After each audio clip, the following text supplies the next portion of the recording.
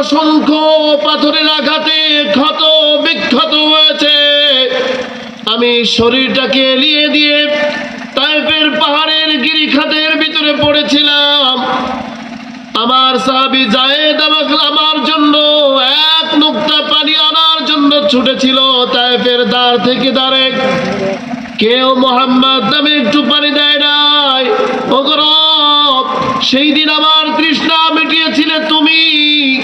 এমন ছাগল থেকে দুধের ব্যবস্থা করেছিলে যেই ছাগলের সন্তান জন্ম দেওয়ার শক্তি পর্যন্ত এখনো জন্ম নেয় নাই। আল্লাহু আকবার। রব্বুল আলামিন এত কষ্টের মহব্বতের সাহাবী আমার, তুমি চাইলে আজকে সমূলে শেষ করে দিতে পারো। আর যদি তুমি চাও তোমার জমিনে তোমার কালেমার পতাকা উড়ুক। আমি জানি না কেমনে তুমি বিজয় দিবা, আমার কোন সাহাবীর জন্য ক্ষতি না হয়। কতজন ছিল? আওয়াজ হয় নাই। আল্লাহ রাব্বুল আলামিন বিশ্ব নবীকে সান্ত্বনা দেওয়ার জন্য জিবরাইল আলাইহিস সালাতু ওয়াস সালামকে পাঠিয়ে দিলেন। হযরত জিবরাইল আলাইহিস সালাতু ওয়াস সালাম আসলেন আর বললেন, ইয়া রাসূলুল্লাহ, ওগো আল্লাহর নবী, আপনি কাঁদবেন না, আপনার কান্নার কোনো কারণ নাই। আপনার এই 313 বাহিনীকে ট্যাকেল করবার জন্য, পাহারা দেওয়ার জন্য, সেভ করার জন্য আল্লাহ রাব্বুল আলামিন আকাশ থেকে 1000 ফেরেশতা নিযুক্ত করে দিয়েছেন। 313কে গার্ড দিল কতজন? হ্যাঁ, সংখ্যা গুণে রাখবেন, কিন্তু এর ভিতরে একটা মজা আছে। 313কে গার্ড দিল কতজন? বিশ্বনবীর কান্নার গতি আরো বেড়ে গেল। আহারে, উম্মতকে রাসূল কতই না ভালোবাসেন। এত প্রিয়ারের উম্মত গুলা যদি শহীদ হয়ে যায়, কারা আমার পাশে থাকবে, আমাকে সাপোর্ট করবে, কষ্টের সময় আমার পাশে থাকবে? কান্নার গতি আরো বেড়ে গেল। আল্লাহ রাব্বুল আলামিন জিবরাইলকে আবার পাঠালেন, যাও। জিবরাইল আসলেন, বললেন, ইয়া রাসূলুল্লাহ, ইয়া হাবিবাল্লাহ, আর কাঁদবেন না, কান্নার আর কোনো কারণ নাই। তাদের সৈন্য সংখ্যা 1। তাদের সৈন্য সংখ্যা কত? একজনের বিপরীতে আল্লাহ রাব্বুল আলামিন ফেরেশতায় পাঠিয়ে দিচ্ছেন 3000। সুবহানাল্লাহ। কতজন? 1-এ 3। 1-এ কত হলো? 3।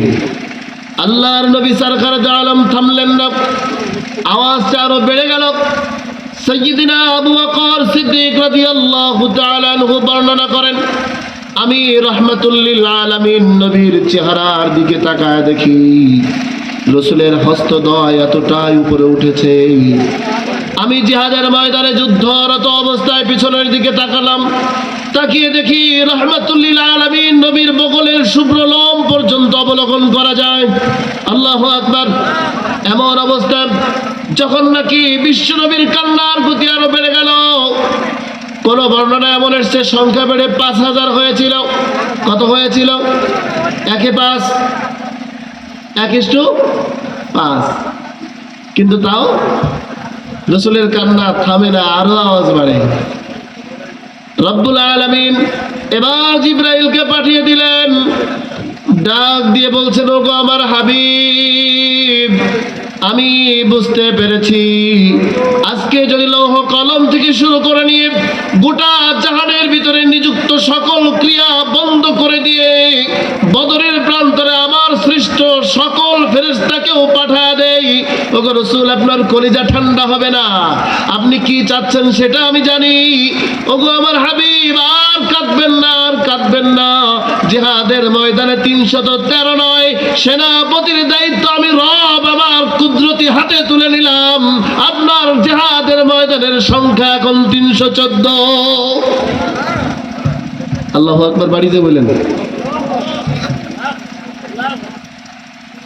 এই আমাদের স্লোগান দেওয়ার সময় চলে গেছে কয়েকদিন আগে, না? আমার ভাই, তোমার ভাই, আপনার দেন নাই? দেন নাই? হ্যাঁ হ্যাঁ, মিস করছেন না? এত ফুলের মতো পবিত্র আমার ভাই, আপনার ভাই, যে গরিবের পর্যন্ত আর অপবিত্র জিনিস জাকাতের টাকা পৌঁছায় না, সব আগে থেকে হাওয়া হয়ে যায়, ঠিক কি না? সব পাক হয়ে যায়, আছে না নাই? যাকে ওদিকে যাব না, খুবই সংক্ষিপ্ত সময়ে মুখতাসার কিছু কথা বলতে চাই। ওই ময়দানে আল্লাহ রাব্বুল আলামিনের সাহায্য এসেছিল সাহাবা একরাম এবং বিশ্ব নবীর আমলের, ইমানের, খুলুসিয়াতের কারণে, ঠিক কি না? আজকে মুসলমান যাচাই বাছাই করলে খুঁজে দেখা যায় ফজরের নামাজের ওয়াক্তে মুসল্লি মসজিদে যে কয়জন, মূলত সাচ্চা মুসলমান ওই কয়টা? কথা কয় না। এছাড়াও কিছু মুসলিম পাওয়া যায় সারাদিনের কর্মব্যস্ততা শেষ করে মাগরিবের আজান যখন হয়ে যায়, এই মুসল্লিগুলা মাগরিবে আজান শুনে মসজিদের দিকে যায় না, আসরের আজান শুনে ঘন্টা বাজা শুরু হয় তাদের, এই আসরের আজান হয়ে গেছে, আর কাজ করা যাবে না, কাজ ছেড়ে দিয়েছে। আল্লাহ কইলে আমার সামনে আয়, আর কাজ ছেড়ে দিল, ভালো কথা। কিন্তু মসজিদে গেল না, গেল কই? গোসল করলো, পরিষ্কার হলো, পরিচ্ছন্ন হলো, কোমরে লাইট গুজছে। আপনাদের এলাকায় আছে নাকি এরকম? পেছনে লাইট গুজে, লাইটটা গুজে এরপরে বাড়িতে যদি পান টান থাকে দু একটা চাবাইলো, এরপরে হাঁটছে। কই যাও? এই আমি একটু মোড়ে যাচ্ছি, তোমরা খায়া দেয় নিও। চাচা এবার চায়ের দোকানে গুট গুট করতে করতে হাঁটতে হাঁটতে চায়ের দোকানে খুঁটির সাথে হেলান দেয়। আপনাদের এলাকায় বাঁশের খুঁটি আর চার দোকান আছে না? খুঁটির সাথে হেলান দিয়ে তার চাচা দুদু মিয়া, এক কাপ চা দাও। চায়ের কাপটা হাতে নিয়ে, আর চার দোকানগুলো মাশাআল্লাহ এমন হয়েছে, চায়ের দোকানে পেছনে বেড়া থাক না থাক, চার দোকানের ভিতরে সুন্দর একটা আছে না নাই? চাচা মিয়া চায়ের দোকানে বসল, সুন্দর করে চায়ের কাপটা হাতে নিয়ে হাত পা গুটি গুটি করে বাঁশের খুঁটিতে হেলান দেয়। মাঝে মধ্যে চার কাপটা মুখের কাছে নেয়, আবার চিন্তা করে ফুরাই গেলে খাবো কি, সরায় একটু নিয়ে আবার সরায়, একটু নেয় আবার সরায়। আর ওই যে সামনে পর্দার দিকে আমার পার্শ্ববর্তী প্রতিবেশীর লোকেরা, বেশি দূরে না, পার্শ্ববর্তী প্রতিবেশী সংস্কৃতি আপনার আমার ঘরের ভিতরে বিচরণ করে, ঠিক কিনা? আগে ফজরের আজান শোনা যাইতো মুসলমানের ঘরে, মাগরিবের আজান শোনা যাইতো, আর এখন আপনার আমার ঘরের ভিতরে হরে হরে, কথা কয় না মুসলমান? আমি একটু আড়াআড়ি বুঝি, কিন্তু কষ্ট হবে না তো? আপনার আমার ঘরে এমন কিছু স্যাটেলাইট ক্যামেরা, এমন কিছু স্যাটেলাইট টেলিভিশন ঢুকিয়ে দেওয়া হয়েছে, আর তার ভিতরে এমন কিছু লালনাকে চালিয়ে দেওয়া হয়েছে। আহারে আমার যুবক ভাইদের দোষ দিব কি? যুবকের বাপ গুলাও তার আগে যুবকের দাদা চার দোকানে কাপটা হাতে নিয়ে কসলার চিন্তা করে, হাই হাই রে আমার যৌবনে, কেন এই সুন্দরী তোমারে পাইলাম না। ভুল বলছি? আফসোস করতে থাকে, যৌবন শেষ হয়ে গেল। ওই সময় এমন ইন্টারেস্টেড জিনিস চোখে পড়লো না, হাই রে জীবন কোনোই কাজে লাগলো না। হাই রে মানুষের অবস্থা, আজকে মানুষ নামে মানুষগুলা বেহায় রূপান্তরিত হয়েছে, ঠিক কিনা? ওরে মানুষ হইছ বেগুর দুনিয়ার পিছে, ওরে মানুষ হইছ বেগুর দুনিয়ার পিছে, কি জবাব দিবি রে তুই আল্লাহর কাছে, হায় কি জবাব দিবি রে তুই আল্লাহর কাছে। ঠিক আছে তো? ওগো আল্লাহর গোলামেরা, এই জাতীয় বিভ্রান্তপূর্ণ ইমানদার দাবিদার এক শ্রেণীর মুনাফিক পিষ্টিত ইমানদার, যাদের ইমানের ভিতরে জং ধরে গিয়েছে, যাদের ইমান দিয়ে তাদের ইমান কখনো আর মসজিদে তাদেরকে টানে না, তাদের ইমান টেনে নিয়ে যায় ওই যে পাশে যে চায়ের দোকানের ভিতরে Star Jalsha, Zee Bangla, Star Movies, Star Plus আছে, কথা কয় না? এরাও মুসলমান, এদের নাম আব্দুর রহিম, কথা বলে না মুসলমান? এদের নাম আব্দুর রহমান, আব্দুল করিম, আছে না নাই? এই আব্দুল গনি চাচা গভীর সময় ধরে চা খায়, আর ওইদিকে তাকার কল্পনা জল্পনা, ওইটা হারে কি সর্বনাশ, কি করলাম। ওদিকে কাপের চা শেষ হয়ে গিয়েছে, তাও খেয়াল নাই, মাঝে মধ্যে খালি কাপেও চুমু দেয়। কারণ হচ্ছে ওই যে ওইটার দিকে এমন ভাবে দৃষ্টি পড়েছে, আসলে চেহারায় বুড়া হয়ে গেল, ভেতরে যৌবন তৈরি হয়ে গেছে। কথা কয় না মুসলমান? অথচ আজকে আমরা হাই হাই করছি, যাদের বয়স শেষ হয়ে গিয়েছে তারা হাই হাই করছে, আহারে যৌবন যদি থাকতো তাহলে ইন্ডিয়ান নায়িকাদের মতো বউ একটা আনতে পারতাম। কষ্ট হচ্ছে আপনাদের? যারা কেবলমাত্র বিবাহ করেছে, সর্বনাশ করছি। বিয়ে যদি না করতে পারতাম তাহলে 2, 4, 5টা গার্লফ্রেন্ড পোষা যাইতো। এই যুবকেরা আছে না ফেসবুকে চ্যাটিং শুটিং, ইদানিং মাশাআল্লাহ টুপি মাথায় দিয়েও চ্যাটিং হয়। কথা কয় না? আল্লাহর গোলাম, যুবকদের আফসোস হলো সুন্দরী যদি একটা লালনা পাইতাম, সব চাহিদা ওইদিকে, আর যুবতীদের চাহিদা হলো পকেট ভর্তি মাল আছে যেই যুবকের, তাকে আনবো আমি আমার বগলে। কথা কয় না? এই অবস্থায় একজন আরেকজনের দিকে আকর্ষণ, টাকা আর পয়সার দিকে এমন ভাবে লালায়িত হয়ে গিয়েছে। দুনিয়ায় কেন আসছি, দুনিয়ায় কি করতে হবে, আবার কোথায় ফিরে যেতে হবে, আমার কর্ম কি ছিল, সব কিছু গুলিয়ে ডাল বানিয়ে ফেলেছি। ঠিক কিনা বলেন মুসলমান? আগারে মুসলিম শব্দের অর্থটা কি? ইসলাম থেকে মুসলিম আসছে না? মুসলিম শব্দের অর্থটা কি? আত্মসমর্পণকারী, অর্থাৎ এক কথায় গোলাম। এক কথায় কি? আমি যদি মুসলিম দাবি করি তাহলে আমি মালিক না গোলাম? আওয়াজ দিয়ে, আমি মালিক না গোলাম? আমি গোলাম কার? আমার এই কপাল, আমার এই নাক একমাত্র আমার রবের কাছেই নত হতে পারে, আর কারো কাছে নয়। আমার সাক্ষ্য একমাত্র হকের পক্ষেই যেতে পারে, বিন্দু মাত্র না হকের পক্ষে যেতে। কিন্তু এখন আবার যায় এই জাতীয় বিভ্রান্তকর ইমানদার মানুষদেরকে আল্লাহ রাব্বুল আলামিন এই আয়াতে কারিমার ভিতরে ডাক দিলেন। ডাক দিয়ে বলছেন, ইয়া আইয়ুহাল্লাযীনা আমানু তাকুল্লাহ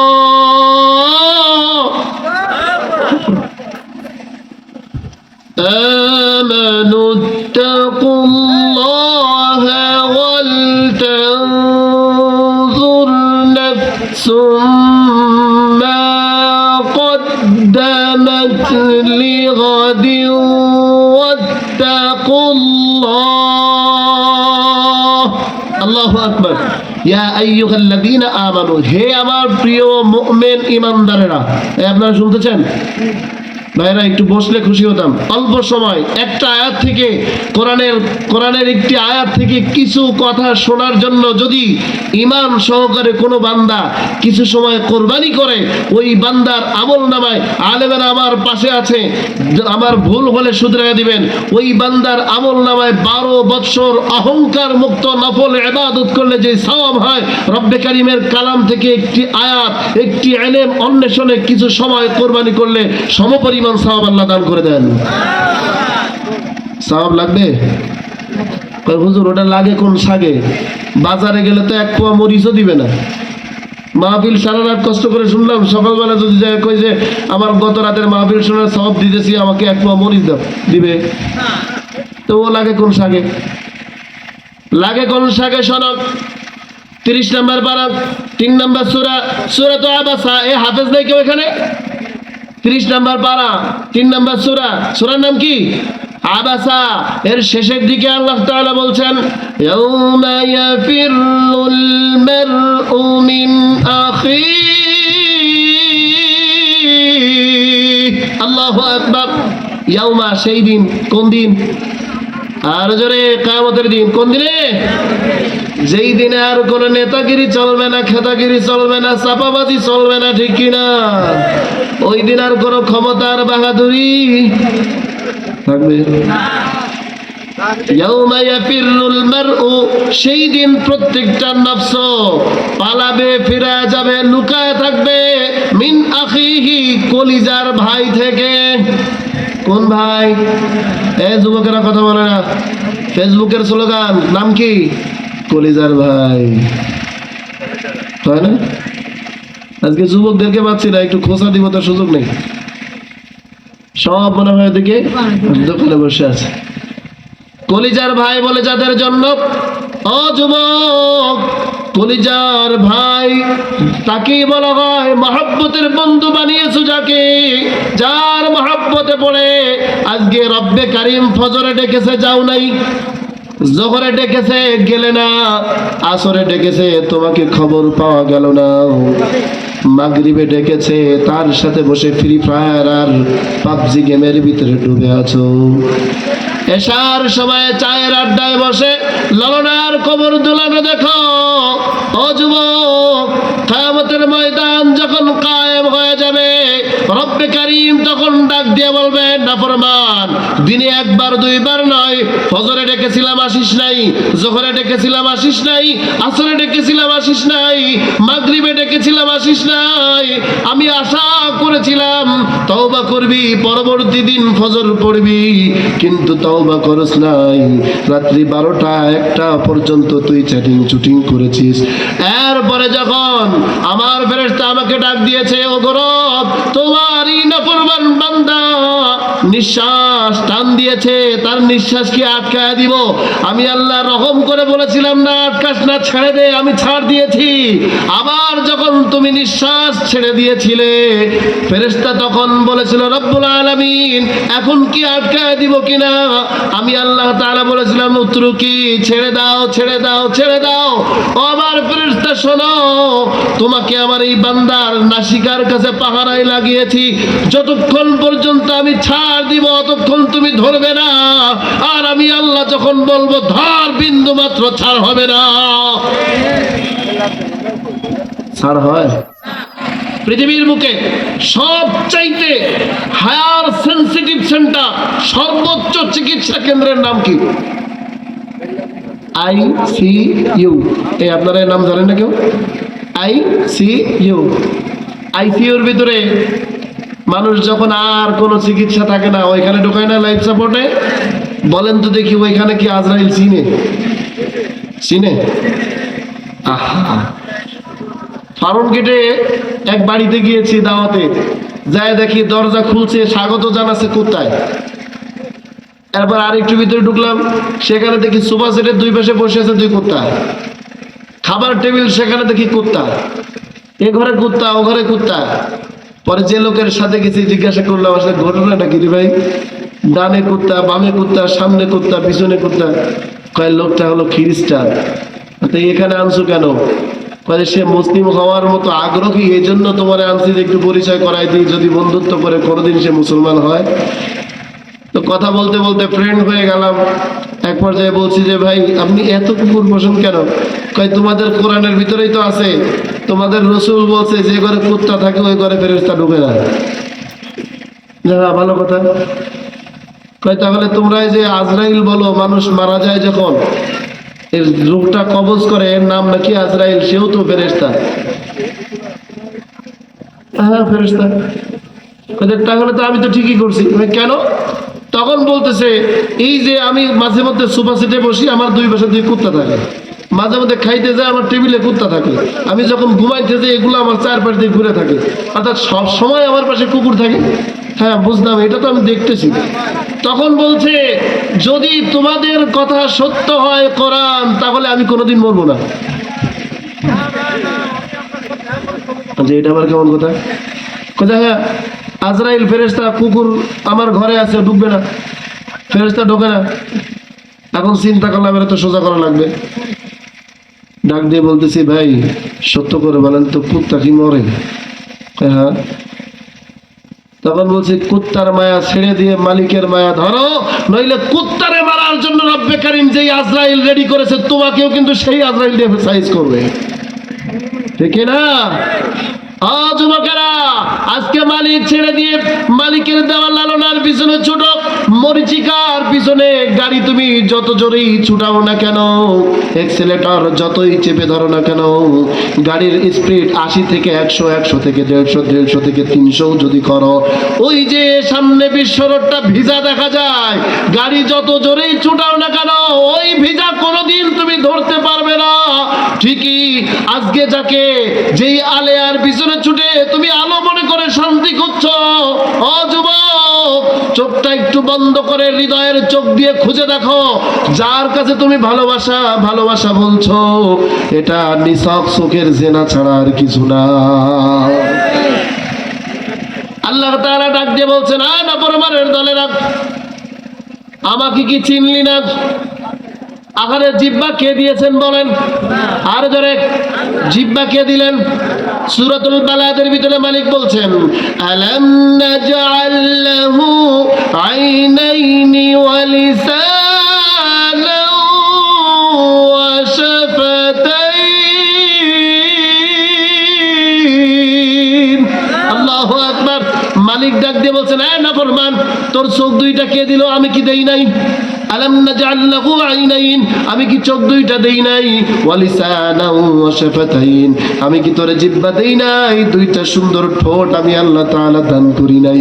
আমার দেওয়া জিহ্বা দিয়া, আমার দেওয়া চোখ দিয়া, আমার দেওয়া হাত দিয়া, আমার দেওয়া পাও দিয়া তুমি আমার হুকুমের বিরুদ্ধে নিজের তৈরি হুকুম পরিচালনা করবে, আর মরার সাথে সাথে মসজিদের ইমাম সাহেবরে হায়ার করবে, 500, 1000, 1200, 2000, 3000, 5000 টাকা তাকে ঘুষ দিয়া বলবে, হুজুর একটু আমার বাপের জানাজাটা পড়ায় যান।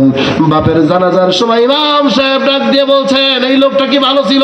বলেন তো, চোর কখনো সামনে আসলে তারে চোর কয়? কথা কয় না? যে চোর তাকে কি সামনে থেকে কেউ চোর বলবে? সবাই তো হা হা খুব ভালো ছিল, কারণ একজন মানুষ মারা গেলে তার জানাজায় তার শুভাকাঙ্ক্ষীরাই হাজির হবে, ঠিক না? জানাজায় হাত উঁচু করে চোর আর কেউ বলে না, কয় মাফ করে দিলাম। এখন ইমাম সাহেব বাধ্য হয়ে নিয়ত করছে, জানাজা পড়াছে, কবরে নামানোর সময় কার দলে দেয়? হ্যাঁ, এই টুপিওয়ালারা তখন কাজে লাগে, ঠিক না? এই যে মাদ্রাসার হুজুরা কালেকশন টালেকশনে আসলে বেচকানি সিটকানি বিভিন্ন ধরনের উল্টা পাল্টা কথা এই ছাত্ররা যে বলে, হুজুর আর কালেকশনে পাঠায়েন না, এত তিক্ত কথা সহ্য হয় না। আরে ছাত্রদেরকে উস্তাদরা তোমাদের কাছে পাঠায় ছাত্রদের কল্যাণের জন্য না, তোমাদেরকে নাজাতের ব্যবস্থা করার জন্য, ঠিক না? একটা কোরআনের হাফেজ তোমার দুয়ারে যখন পাড়া দেয়, তোমার দরজার থেকে শয়তানের পদাঙ্কটা সরে যায়, রব্বে কারিমের রহমতের দুয়ার তোমার দরজা বরাবর হয়ে যায়। বুঝলে না? যার জন্য দুই দানা খানা খাও তাকে তুমি চিনতে পারো না, ঠিক কিনা মুসলমান? আল্লাহ রাব্বুল আলামিন বলেন, সব কিছু দিলাম আমি, কিন্তু সারাটা জিন্দেগি চালাইলাম অন্যদিকে। আর যখন মাজার বিয়ারিং শেষ, হাঁটুর বিয়ারিং শেষ, কলকবজা বল বিয়ারিং সব আউট হয়ে গেছে, মাজায় গামছা বেঁধে মসজিদের কোনায় গিয়ে বসেছ, চিন্তা করেছে এমন তওবা করব যেই তওবার আগা মাথা একরকম, ঠিক না? আল্লাহ তাআলা কয় যায়, ফেরাউন যখন পানির ভিতরে চুপনি খাচ্ছিল, একবার ডোবে একবার ভাসে, তখন দেখছে আর তো ধরা খাইছি, সাগর তো সাঁতরা পাড়ি দেওয়া সম্ভব নয়। তখন আল্লাহ তাআলা ওয়াজ শুরু করছে, গো আল্লাহ শোনো, আমি সেই রব্বুল আলামিনের উপর ঈমান এনেছি যার উপর ঈমান আনয়ন করার জন্য মুসা এবং হারুন দাওয়াত দিয়েছে। আল্লাহ তাআলা ডাক দিয়ে বলে, দ্যাট টাইম ইজ ওভার, এখন 10 লক্ষ শিশুকে হত্যা করেছিলাম আর মুসাকে আসতে দিবে না বলে তখন মনে পড়ে নাই? আহারে, বনি ইসরাইলদেরকে 12টি গোত্রের ভিতরে লক্ষাধিক মানুষকে, 1,20,000 মানুষকে দেশ ছাড়া করার তখন মনে ছিল না? গরুর মতো ছাগলের মতো বেঁধে পিটাইছো আর কাজ করাইছো, খেতে দাও নাই, নির্যাতন করেছো আমার গোলাম গুলাকে, তখন কি মনে ছিল না? আল্লাহ তাআলা আজরাইলকে ডাক দিয়ে বলল, আজরাইল, ওই যে মুখ দিয়ে আমি রব্বে কারিমের পাশের শক্তি তৈরি করতে চেয়েছিল, ওই মুখ দিয়ে যেন আমি আল্লাহ আপনাদের এই গ্রাম থেকে যদি কোনো বান্দা ঢাকা শহরের দিকে রওনা করেন, আগের দিন বা 2-1 সপ্তাহ আগে থেকে আপনাকে যেমন প্রস্তুতি নেওয়া প্রয়োজন, ঠিক আপনাকে আমাকে প্রত্যেককেই রব্বুল আলামিন আখিরাতের এক একজন মুসাফির বানিয়েছেন। ঠিক কিনা যখন এই দুনিয়ার বুকে এসেছি ব্যাটিং তৈরি করতে, আখের গোছানোর জন্য, ঠিক কিনা? আহারে আখের গোছাতে এসে যদি একটা কম্বল কিনতে বাজারে গেলেন, বাজারে যাওয়ার পরে কম্বলটা দেখে এতটাই সুন্দর লাগতেছিল, মনে করলেন একটু খুলে গায়ে দেই। কম্বলটা খুললেন, গায়ে জড়ালেন, গায়ে জড়িয়ে আপনি দোকানের ভিতরে বসে থাকলেন।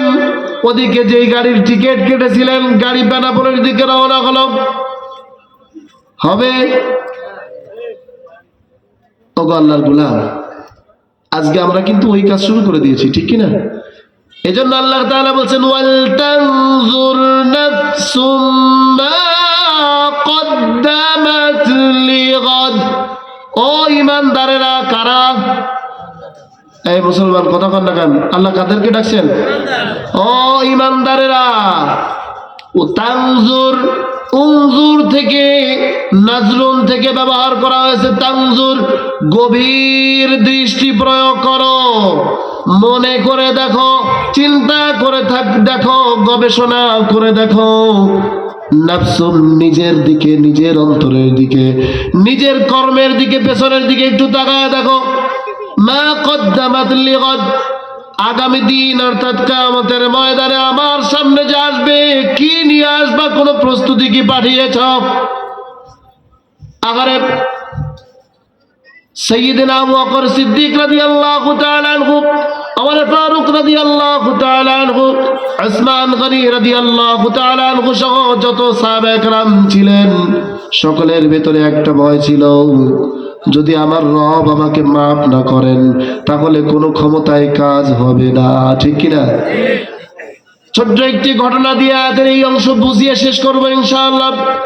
সাইয়্যিদিনা ওমর ফারুক রাদিয়াল্লাহু তাআলা আনহু খলিফা, এই সময়ে ওনার কাজ ছিল 24 ঘন্টায় 1 ঘন্টা ঘুমাতেন। ভালো করে বুঝবেন, 24টি ঘন্টা 1 ঘন্টা ঘুমাতেন, আর 23টি ঘন্টা জনগণের পেছনে ব্যয় করতেন। আর বর্তমান মুসলমান প্রেসিডেন্টরা কয় ঘন্টা ঘুমায়? হুজুর ও কথা কই না, এসি করে কখন ঘুমায় কখন এদের সন্ধ্যা লাগে রাত্রি 12টায়, সকাল হয় বিকাল 3টায়। ঠিক কিনা? আগারে ওমর ফারুক রাদিয়াল্লাহু তাআলা আনহু রাত্রির আধারে প্রজাদের খবর নেওয়ার জন্য ঘোড়ার পিঠে সওয়ার হয়ে, কোন সৈনিক নাই, পাহারাদার নাই, পুলিশ নাই, র্যাব নাই, কেউ নাই, একা একা একা একা ছদ্মবেশে গিয়ে প্রজাদের খবর নিতেন।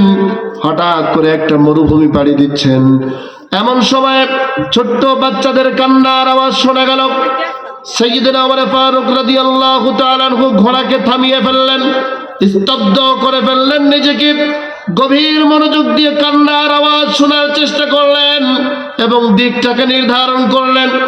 কান্নার আওয়াজ শুনতে পেয়ে নিজের ঘোড়াটাকে তীব্র গতিতে সেদিকে ছুটিয়ে খবর নিয়ে দেখলেন, আহারে একটা তাঁবু দেখা যায়। তাঁবুর ভেতরে ভেতর থেকে কিছু ছোট্ট ছোট্ট বাচ্চার কান্নার আওয়াজ আসছে। এই সময় সাইয়্যিদিনা ওমর ফারুক রাদিয়াল্লাহু তাআলা আনহু ডাক দিলেন, ও হে, কে আছো তাঁবুর ভেতরে? এই ছোট্ট বাচ্চাগুলা কাঁদছে কেন? ভেতর থেকে একজন নারীর কণ্ঠের আওয়াজ এলো। একজন মা জবাব দিচ্ছেন, ওগো পথিক, ও বেদুইন, তোমার কাছে আমি জবাব দিব না, এই প্রশ্নের জবাব দিব তো খলিফাতুল মুসলিমিন ওমরের কাছে। আল্লাহু আকবার! কার কথা বলে? কার কথা বলে? কার কাছে? ওমরের কাছে বলতেছে। কিন্তু ওমর রাদিয়াল্লাহু তাআলা আনহু নিজের দোষ, নিজের পরিচয় গোপন করে ফেললেন। ডাক দিয়ে বলছেন, না গো, আমি একজন পথিক, কিন্তু এই বাচ্চাদের কান্নার আওয়াজটা আমার কাছে ভালো লাগেনি। আমার মনে হয়েছে তোমাদের কোনো সাহায্যের প্রয়োজন, তাই আমি একটু ছুটে এসেছি। বলো বলো আমাকে, তোমার বাচ্চারা কেন কান্নাকাটি করছে? এই কথা বলার পরে আমার ফারুক রাদিয়াল্লাহু তাআলা কি দিয়ে দেখি বাচ্চা তিন দিকে বসা, মাঝখানে একটি উনুন জ্বলছে, একটি চুলা জ্বলছে। এই চুলার উপরে একটা পাত্রের ভিতরে কিছু একটা সিদ্ধ করা হচ্ছে। সাইয়্যিদিনা ওমর ফারুক রাদিয়াল্লাহু তাআলা ডাক দিয়ে বললেন, ওগো মা, এই বাচ্চারা পাতিলটা ঘিরে কেন কান্নাকাটি করে, বিষয়টা কি? তখন ওই মহিলা আর কথা আটকে রাখতে পারলেন না, ডাক দিয়ে বলছে, ওগো বেদুইন, জানি না তুমি কে, তবে শুনে রেখে দাও, এই তিনটি সন্তান হচ্ছে বিশ্ব নবী সরকার দু আলম জনাবে মুহাম্মদুর রাসূলুল্লাহ সাল্লাল্লাহু আলাইহি ওয়াসাল্লামের প্রিয় সাহাবী, যে আল্লাহর দ্বীন কায়েমের জন্য নিজের জীবনটা জিহাদের ময়দানে দিয়ে শহীদ হয়েছেন। এই শহীদের তিন সন্তান, এই সন্তানগুলো আজ 3টা দিন পার হয়ে গেছে, কিছু খেতে পারে না। এদেরকে কোনো খাবার দেওয়ার মতো পরিস্থিতি আর পরিবেশ আমার কাছে নাই। আমি একজন নারী, আমি কোনো কাজ করতে পারি নাই। এই বাচ্চা 3টা নিয়ে আমি আমিরুল মুমিনিন ওমর ইবনুল খাত্তাব রাদিয়াল্লাহু তাআলা আনহুর প্রাসাদের দিকে যাচ্ছিলাম, তার কাছ থেকে কিছু সাহায্য আর সহযোগিতা আনার জন্য। প্রতিমধ্যে রাত হয়ে গিয়েছে, বাচ্চাগুলি ক্ষুধার যন্ত্রণায় ঘুমাতে পারছে না। প্রচন্ড যন্ত্রণা সহ্য করার কারণে ক্ষুধার যন্ত্রণায় ঘুমাতে না পেরে কান্না ছটফট করছে। তাই বাচ্চাগুলাকে ঘুম পাড়াবার জন্য আমি পাতিলের ভিতরে শুধুমাত্র পানি দিয়ে সিদ্ধ করছি আর বাচ্চাগুলাকে বোঝাচ্ছি, ওগো বাবারা, আর একটু অপেক্ষা করো, কিছুক্ষণ পরেই রান্না শেষ হয়ে যাবে, তোমাদেরকে খাবার দিয়ে দিব। আসলে পাত্রের ভিতরে কিছু নাই।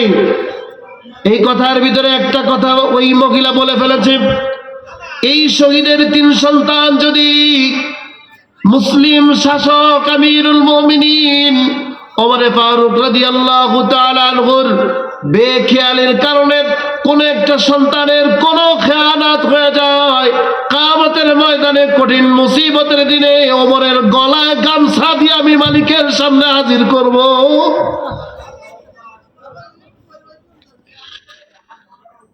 সাইয়্যিদনা ওমর ফারুক রাদিয়াল্লাহু তাআলা আনহু স্থির থাকতে পারলেন না, ডাক দিয়ে বললেন, ওগো মা, বাচ্চাগুলা যেন ঘুমায় না, বাচ্চাগুলা যেন ঘুমিয়ে না পড়ে। এক্ষুনি আমি আসছি।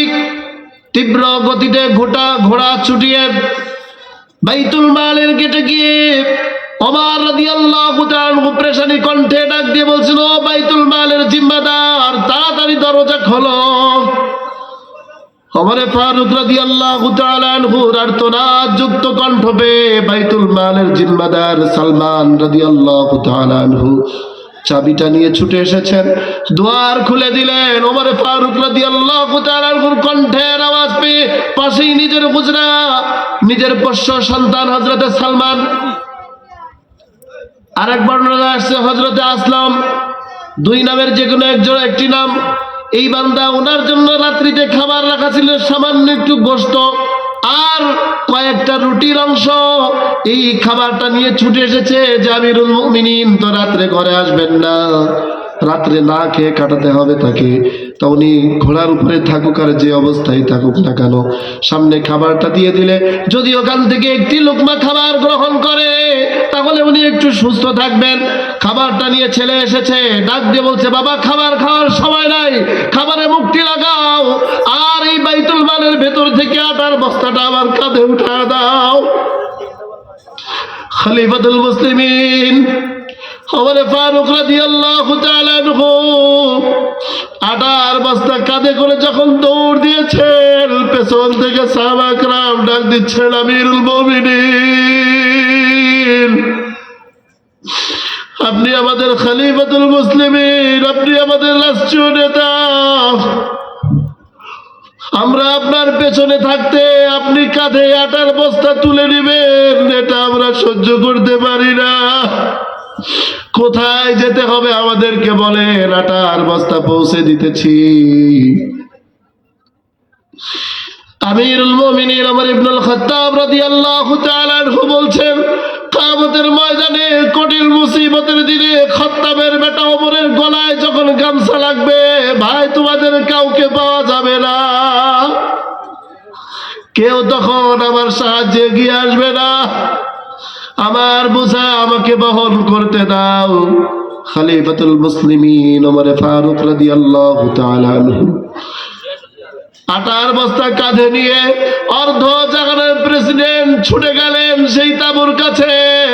জিন্দেগিতে কোনোদিন চুলার পাশে বসেন নাই, নিজে গিয়ে চুলার পাশে জাপটে বসলেন। আটার থেকে কিছু আটা নিয়ে ওই হাড়ির ভেতরে দিয়ে খামির তৈরি করছেন।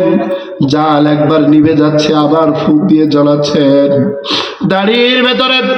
দাড়ির ভেতরে ধোঁয়াগুলা গিয়ে বাসা বেঁধে যাচ্ছে।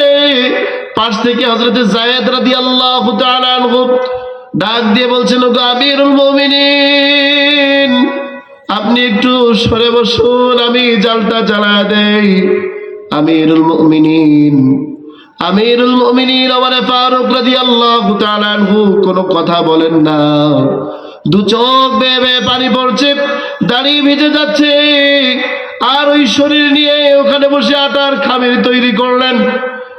তাড়াতাড়ি গিয়ে ওই যে নিজের জন্য তৈরিকৃত যে আটার খামিরটা ছিল, আর ওই যে রুটির অংশ ছিল, যে গোশতের অংশটা ছিল, ওই নারীর হাতে দিয়ে বলছে, ওগো মা, রাত্রিতে খাবার খাওয়ার জন্য আমার জন্য এটা প্রস্তুত ছিল, এখনই এখান থেকে তুমি এবং তোমার সন্তানেরা কিছু খাবার গ্রহণ করো, আর ওদের সাথে তুমি একটু আনন্দ করো। আমি আটার রুটি তৈরি করতে একটু সময় আমাকে দিও। নিজে হাতে রুটি তৈরি করলেন, বাচ্চাগুলাকে পাশে পাশে বসিয়ে বাচ্চাদের মুখে রুটি তুলে দিলেন। বাচ্চাগুলা খাবার পেয়ে আনন্দিত হয়ে গেল, খুশি হয়ে গেল। এদেরকে খাইয়ে দিয়ে বের হয়েছেন। ঘোড়ার উপরে উঠে কয়েক কদম সরে যেখানে দাঁড়িয়ে কান্নার আওয়াজ শুনেছিলেন, ওইখান পর্যন্ত পৌঁছে আমিরুল মুমিনিন ঘোড়া থামিয়ে দিলেন। পেছন থেকে যায়েদ রাদিয়াল্লাহু তাআলা আনহু ডাক দিয়ে বলছেন, ওগো আমিরুল মুমিনিন, ঘোড়া থামালেন কেন? আপনার দায়িত্ব তো শুধুমাত্র জনগণের খোঁজ খবর নেওয়া নয়, আপনার তো দায়িত্ব রয়ে গিয়েছে মসজিদে নববীর ইমামতি। ফজরের নামাজের সময় হয়ে এল। ওমর ফারুক রাদিয়াল্লাহু তাআলা আনহু বলছেন, আমাকে একটু তৃপ্তি নিতে দাও। আমি এখানে দাঁড়িয়ে এই বাচ্চাগুলার ক্ষুধার যন্ত্রণার আর্তনাদ কান্না শুনতে পেয়েছিলাম। ও যায়েদ, এখন কি শুনতে পাও? হযরত যায়েদ বলছেন, আমিরুল মুমিনিন, বাচ্চাদের তৃপ্তি ভরা হাসির আওয়াজ পেতেছি।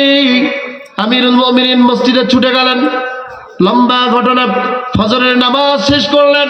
ফজরের নামাজ শেষ করে ডাক দিয়ে বললেন, ও আল্লাহর নবীর সাহাবীরা, কেউ মসজিদ ত্যাগ করবে না, বিচার হবে।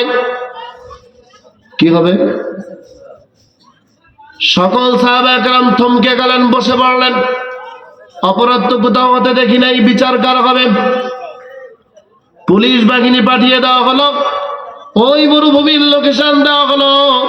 ওইখানে গিয়ে যখন মরুভূমির ভিতরে গিয়ে ওই নারীকে নিয়ে আসার কথা বলা হলো, নারীর কাছে যখন পুলিশ গিয়েছে, ডাক দিয়ে বলছে, ওগো মহিলা, তোমাকে চিনি না, কিন্তু তুমি প্রেসিডেন্টের গলায় গামছা দিয়ে ঘোরাতে চেয়েছ।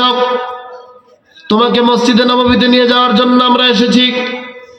এখন ওই নারী, ওই শহীদের স্ত্রী সন্তানগুলাকে বুকের সাথে চেপে ধরে বলছে, বাবারা, আমি জানি অমর অত্যন্ত কঠিন হৃদয়ের মানুষ। আমি তার সম্বন্ধে কথা বলেছি, যখন তার কানে পৌঁছে গিয়েছে, তোমাদের সাথে দ্বিতীয়বার দেখা হওয়ার মতো সুযোগ বুঝি আমার কপালে নাই। আসো একটু আমার কাছে আদর করে দেই জিন্দেগির শেষ মতো। সন্তানগুলাকে কাঁদিয়ে রওনা হলো। পেছন দিক দিয়ে সন্তানগুলা এসেছে। মহিলা যখন মসজিদে নববীর দুয়ারে হাজির, ওমর ফারুক রাদিয়াল্লাহু তাআলা আনহু মেম্বারে বসে আছেন। ইশারা করলেন, মাঝখান দিয়ে রাস্তা হয়ে গেল। ওই মহিলা মসজিদে যখন ঢুকছেন, মাঝামাঝি এসে তাকায় দেখে, আহারে, গত রাত্রে যে বেদুইন ছিল, আজকেই তো তাকে দেখা যায় খলিফার মেম্বারে বসা। তাহলে মামলার তো আর কোনো সাক্ষীর প্রয়োজন নাই। আমি তো খলিফাতুল মুসলিমিনকে ডিরেক্টলি গালি দিয়েছি। এখানে আমার আজকে আর কোনো রক্ষা নাই। বারবার পেছনে তাকায় আর বাচ্চাদের দিকে করুণ দৃষ্টি দেয়। এদিকে সাইয়েদনা ওমর ফারুক রাদিয়াল্লাহু তাআলা আনহু মাথার পাগড়িটা খুলে ফেলেছেন, মেম্বার থেকে নেমেছেন, হাঁটু গাড়া দিয়ে বসেছেন, নিজের পাগড়ির এক প্রান্ত গলায় প্যাঁচ দিয়া আর এক প্রান্ত হাতে ধরে রেখেছেন। আহারে কেমন যেন মনে হয় মনিব আসতেছে সামনে, গোলাম তার গলার রশিটা মনিবের হাতে দিবে, এমন অবস্থায় বসে আছে হাঁটু গেড়ে। ওই নারী যখন কাছাকাছি এসেছে, নারীর হাতে পাগড়ির অপর প্রান্ত দিয়ে ডাক দিয়ে বলছে, ও গো মা, খলিফাতুল মুসলিমিনের গলায় রশি দিয়েছি, যত খুশি মদিনার আনাচে কানাচে ঘোরাও, কিন্তু কিয়ামতের ময়দানে কঠিন মুসিবতের দিনে আল্লাহর দরবারে আমি ওমরকে আসামি বানায়ও না। ও উম্মতেরা, আজকে রসুলকে ভালোবাসি ভালোবাসি বলো, অথচ মায়ার রব তোমাদেরকে সূরাতুল হাসরের ভিতরে মহব্বত করে ডাক দিয়ে বলছেন, ফাল তানজুর নাফসুম মা কদ্দামাত লিগাদ। আমার গোলামেরা, পরখ করে দেখো আমার কাছে তোমার আগামী দিনের জন্য কিছু পাঠিয়েছো কিনা। আয়াতের শুরুতে একবার ওয়াত্তাকুল্লাহ, আল্লাহরে ভয় কর। ও বান্দা, আল্লাহরে ভয় কর। কারে ভয় করতে হবে? আল্লাহরে ভয় কর। আয়াতের শেষে আবার ওয়াত্তাকুল্লাহ, ওই চিন্তা করো আর আল্লাহরে ভয় করো। যখন রব্বে কারিমের ভয় ভিতরে বসাতে পারবা, হৃদয়ের ভিতরে বসে যাবে, তখন আর স্টার জলসা ভালো লাগবে না। তখন তোমার চোখের সামনে মুয়াজ্জিনের আজান বাজতে থাকবে, রব্বে কারিমের ঘরের দরজা দুলতে থাকবে, আজান হওয়ার সাথে সাথে আর বাহিরে থাকতে পারবে না। নামাজের ভিতরে নামাজের মুসাল্লায় হাজিরা দিবে। আরে মসজিদের ভিতরে যখন দাঁড়া যাবে, ওই যে হযরত আলী রাদিয়াল্লাহু তাআলা আনহু বলেছিলেন, যেই রবকে আমি দেখি না তার গোলামি আমি করি না। ও মুসলমান, ইমানটা বানায় দেখো, ইমানটা বানায় দেখো। এমন ইমান যদি ভিতরে তৈরি করতে পারো, তুমিও সেজদায় এমন মজা পাবা, মনে হবে তোমার রবের কানের সঙ্গে মুখ লাগায় বলছো, গো রব, আমি তো সেই রবকেই সেজদা দিলাম যে সবচাইতে মহান। আজকে নামাজ ভালো লাগে না, রোজা ভালো লাগে না, Star Jalsha, Zee Bangla, Star Movies, Star Plus ভালো লাগে, মিস্টার মমতাজ বেগমের লোকাল বাস ভালো লাগে, ঠিক কিনা? মনির খানের ফাইটটা যায় ভালো লাগে, ও মুসলমান, ঠিক কিনা? আহারে রব্বে কারিম বলছেন, ফি কুলুবিহিম মারাদুন ফাযাদাহুমুল্লাহু মারাদা। ও ইমানদারেরা শোনো, ওই সকল অন্তরকে আমি আল্লাহ তাআলা রোগ ঢুকা দিয়েছি। ফি কুলুবিহিম মারাদুন, কলিজার ভিতরে রোগ দিয়েছেন কে? আর জোরে, আল্লাহ কলিজার ভিতরে রোগ দিয়েছেন। ফাসাদা, জাদা মানে বাড়ায় দেওয়া, বৃদ্ধি করে দেওয়া।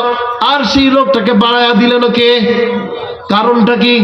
কারণ হচ্ছে দ্বীনের সাথে মুনাফিকি করেছে, কোরআনের সাথে দুশমনি করেছে, কোরআন জীবন্ত, কোরআন আলেম ওলামাদের কণ্ঠকে রোধ করার চেষ্টা করেছে, ঠিক কিনা? ও মুসলমান, খুব সংক্ষিপ্ত কথা, মেহমান এসে গেছেন। আপনাদের সামনে দাঁড়ায় যদি কেউ কোরআনের একটা পৃষ্ঠা ছিঁড়ে ফেলতে চায়, আপনারা কি তাদের আশ্রয় রাখবেন? কথা কয় না মুসলমান। এই কোরআনুল কারীম পুস্তকের থেকে যদি কেউ একটা পৃষ্ঠা ছিঁড়তে চায়, আপনাদের উঠা লাগবে না, এই পাশে সৈনিক যে কটা দাঁড়ানো আছে এগুলাই সাইজ করে ছেড়ে দেবে, ঠিক কিনা? কারণ হচ্ছে মুসলিম নামাজ পড়তে না পারে, কিন্তু মুসলমানের হৃদয়ের ভিতরে রব্বে কারিমের কালামের মহব্বত এতটাই জেগে বসেছে, নিজের জীবনের থেকেও কোরআনকে বেশি ভালোবাসে, ঠিক কিনা? কিন্তু ভালোবাসাটা হয়ে গিয়েছে বস্তু কেন্দ্রিক। কোন দিক? এইটা পুস্তক, একটা কোরআন এই দিকে। কিন্তু কোরআন যে জীবন্ত, কোরআন কথা বলে একটা জীবন্ত কোরআনের মুখ দিয়ে, ঠিক কিনা? এই কোরআনের কাছে প্রশ্ন করেন, কোরআন তোমার নাম কি? কোরআন বলে বাল হুয়া কুরআনুম মাজিদ। এটা কি কোরআন বলেছে না আলেমের মুখ দিয়ে এসেছে? কথা কয় না। কোরআনের আওয়াজটা আলেমের মুখ দিয়ে বের হয়েছে না? তাহলে কোরআনের মুখকে একজন আলেমের মুখ, একজন হাফেজের মুখ, বুঝতেছেন আপনারা? একজন আলেমের মুখ, একজন হাফেজের মুখ হচ্ছে কোরআনের মুখ, ঠিক কিনা? আপনি কোরআনের কাছে প্রশ্ন করেন, কোরআন তোমার বাড়ি কোথায়? বলবে ফি লাউহে মাহফুজ, আমার বাড়ি লাউহে মাহফুজে। কোরআনের কাছে প্রশ্ন করেন, ও কোরআন তুমি দুনিয়াতে দিনে এসেছো না রাতে এসেছো? বলবে ইন্না আনজালনাহু ফি লাইলাতিল কদর। ও মুসলমান শোনো, আমি কদরের রাতে এসেছি, দিনে আসি নাই, ঠিক কিনা? আপনি কোরআনের কাছে প্রশ্ন করেন, কোরআন তুমি কেন এসেছো? বলবে হুদাল লিন্নাস ওয়া বায়্যিনাতিম মিনাল হুদা ওয়াল ফুরকান। আমি মানব জাতিকে দলিল দিয়া প্রমাণ দিয়ে হেদায়েত নিয়ে এসেছি, ঠিক কিনা? এত সুন্দর দলিল, এত সুন্দর কথা, এত দামি সংবিধান পৃথিবীর মুখে আর কোন জাতির হাতে আছে মুসলমান? বলতে পারেন আছে? Doctor PK. হিট্টি মুসলিম হওয়ার পরে লিখেছেন, the holy Quran is the great constitution of the whole humanity, not only that only Muslim. এটা এমন একটি সংবিধান, এটা এমন একটি জীবন ব্যবস্থা যা গোটা মানবতার সমাধান দিতে পারে, শুধুমাত্র মুসলমানকে নয়, ঠিক কিনা? সুতরাং কোরআনের কাছে আসতে হবে। কোরআনের ছায়াতলে যদি আসতে পারি, তাহলেই আপনি আল্লাহ তাআলার প্রিয় হতে পারবেন। আমি পারবো। আর যদি না আসি, তাহলে রব্বে কারিমের প্রিয় হওয়া সম্ভব হবে? আপনি বীজ লাগিয়েছেন তেঁতুল গাছের, প্রত্যেকদিন গোবের তাও দিচ্ছেন, তেল লাগাচ্ছেন, আর মনে মনে চিন্তা করছেন এই গাছে কাঁঠাল ধরবে আর আমি কাঁঠালের কোষগুলা রস চোয়া চোয়া খাবো। হ্যাঁ, ওই মিয়া, তাই তো হচ্ছে আমাদের সমাজে। লাগাচ্ছি স্কুলে, স্বপ্নে দেখছি আমার সন্তান, আমার ছেলে আল্লাহর ওলি হবে, কথা কয় না। ওদিকে যাইতে চাচ্ছি না, আপনারা সবাই জানেন টিটিং টিটিং পম পম তো আছে। হ্যাঁ, আয় যুবকেরা জানেন, যেমন করে তেঁতুলের বীজ লাগানোর পরে সেখান থেকে আম পাওয়া বা কাঁঠাল পাওয়া সম্ভব নয়, ঠিক কোরআনের বিরুদ্ধে অবস্থান করার পরে কবরে যা মালিককে পাওয়া সম্ভব নয়। চোরার ঘরের চোরা জায়গা মতো কি ঠিকই ধরা খাওয়া রক্ষা হবে না। কারণ আজকে যাদের লোভে পড়ে, যাদের মায়ায় পড়ে চুরি করতেছো, ডাকাতি করতেছো, ওই যে আখিহি ওয়া উম্মিহি ওয়া আবি, একজন মানুষের সবচাইতে কাছের মানুষ তার প্রিয় বন্ধু, ঠিক না? বন্ধু গলায় গলায় পিরিত থাকে না?